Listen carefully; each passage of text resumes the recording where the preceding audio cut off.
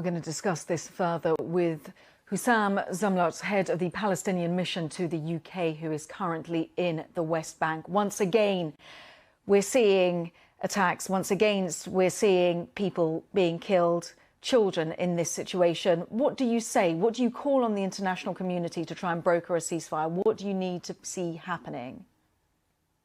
Thank you, Kasha. To start with the BBC reporting, I just heard your reporter talking about Israeli citizens hiding in shelters. And to tell the world that the Palestinians in Gaza have no shelters, have nowhere to go. They have been under a draconian blockade for the last 16 years. They have been bombarded every once in a while. This is not the first war of Israel, an aggression of Israel against Gaza, against the Palestinian people. Let me remind everyone that it started here in the West Bank by arresting political leaders, killing, maiming many youth and children here in the West Bank.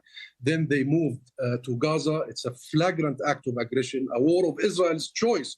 It was completely unprovoked under the pretext that they have information that somebody is thinking about something, and then they go and bombard an entire city. You have seen the images of residential compounds. 6 children have been slaughtered yesterday, more than 32 Palestinian civilians. No Israeli have been hurt. And therefore, we start with the reporting. This whole thing about violence between Palestinians and Israelis, violence and conflict between Gaza and Israel is absolutely misguided and misleading. What we call on the international community is very clear. This aggression must end. Israel's blockade of Gaza and occupation must end. Israel's colonial policy in the West Bank and settlement expansion must end. International law must be applied. International duplicity and double standards in comparison to the position regarding Ukraine, it's absolutely mind-boggling. This is an occupation. The world recognizes Israel's presence in Palestinian territory as an illegal military occupation. The world recognizes that the acts of colonial expansion is illegal. The world recognizes East Jerusalem is an occupied city. And as we speak, Kasha, as we speak, thousands of Israeli illegal settlers have stormed Al-Aqsa Mosque and are exercising religious rituals allowed by an Israeli caretaker government, who are using Palestinian blood as we speak to compete in the internal Israeli politics. As you know, elections is imminent in a couple of months' time, and therefore every Israeli politician now wants to show for the Israeli public that they have more blood on their hands. This is what Israel is producing, and given the complicity and the complacency of the international community, Israel simply can do it and can keep doing it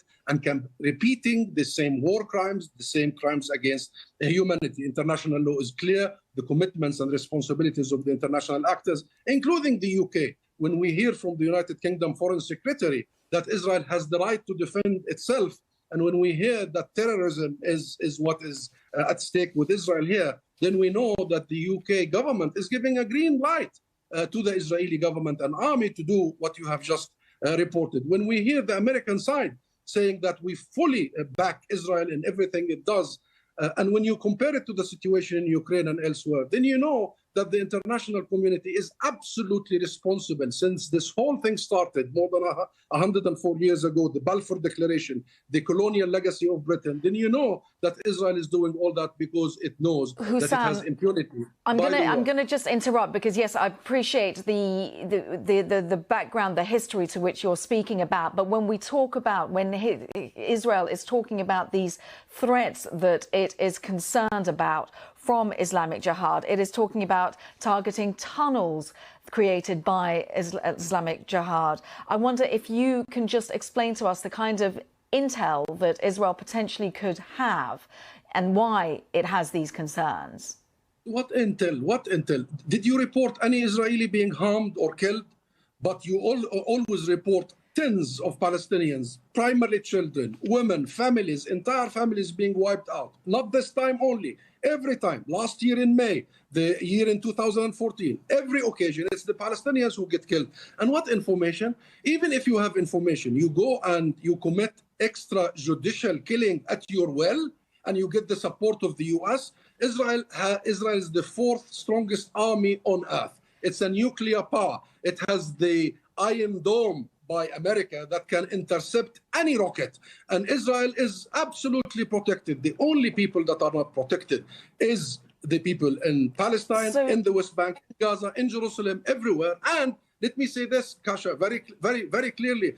This is an illegal occupation, and the people of Palestine have the right to defend themselves, defend their children and families, have the right to resist the illegality. So having an information, then you go and you devastate an entire city that is the most condensed, the most poor, the highest unemployment on earth, that is besieged by the air and the sea and the borders, I mean the land. And then every other month you go and bombard them because you have information.